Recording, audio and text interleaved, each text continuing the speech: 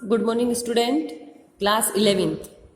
आपके गद्य का जो पार्ट था वो हो गया है, नमक का दुर्गा, और मैंने उसके प्रश्न उत्तर आपको भेज दिए हैं। आपको पार्ट पढ़ना है, मैंने बीच में से भी प्रश्न बना के दिए हैं आपके टेस्ट के लिए।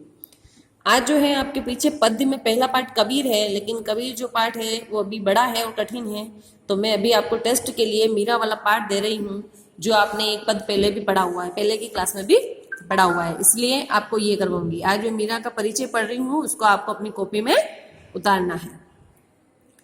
जीवन परिचय इनका।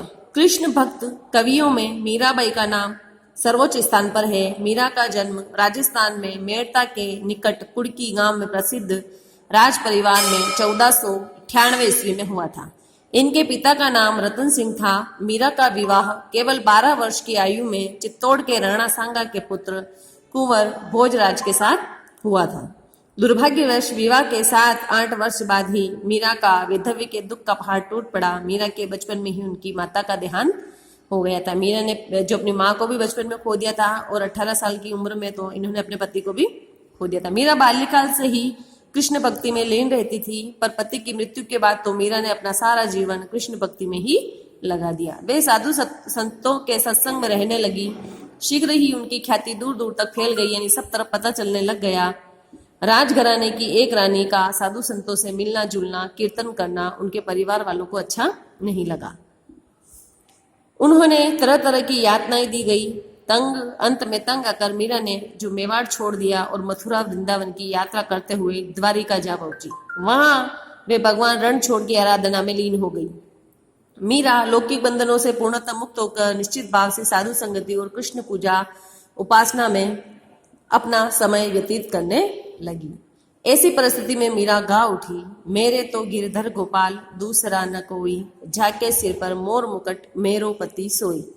लौकिक सुहाग मिटा तो मीरा ने अलौकिक सुहाग पा लिया। लौकिक यानी जो उनका पति थे इस दुनिया में, जो उनका पति बने वो, और अलौकिक हो गया जिस दुनिया में नहीं है, यानी भगवान कृष्ण।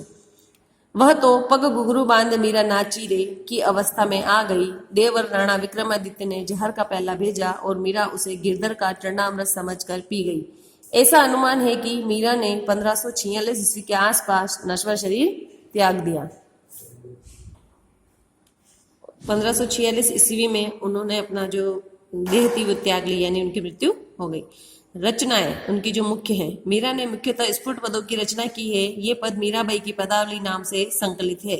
इस पदावली से ही कुछ पद छांट कर लोगों ने राम उलार, राग सोरठ संग्रह, राग गोविंद आदि संकलन बना डाले।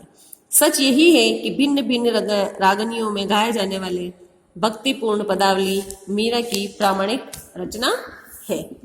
ये जो था इनका परिचय, ये आपको अपनी कॉपी में उतारना है। पद मैं आपको कल पढ़ूंगी। इन पद का जो संक्षिप्त परिचय है वो मैं आपको आज बता देती हूँ। पहले पद में तो मीरा कहती है कि उसके जीवन में कृष्ण ही उसके सर्वस्व हैं। उसने लोक लाज छोड़कर कुल मर्यादा का बंधन तोड़कर संतों का साथ कर लिया। उसने अपने आंसुओं से सींच सींच कर प्रेम की बेल को बढ़ा लिया है।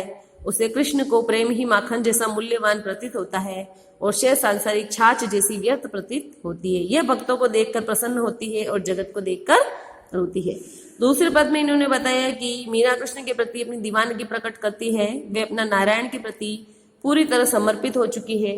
लोग उसे दीवानी कहते हैं। कुंबा कुलनाशी कहता है राणा जी ने उसे विष का प्याला भेजा, जिसे मीरा ने हंसते हंसते पी लिया। मीरा का कहना है कि वे ईश्वर भक्ति में सहज ही प्राप्त हो सकते हैं।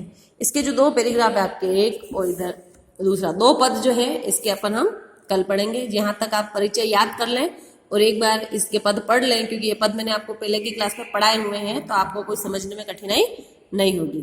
Thank you.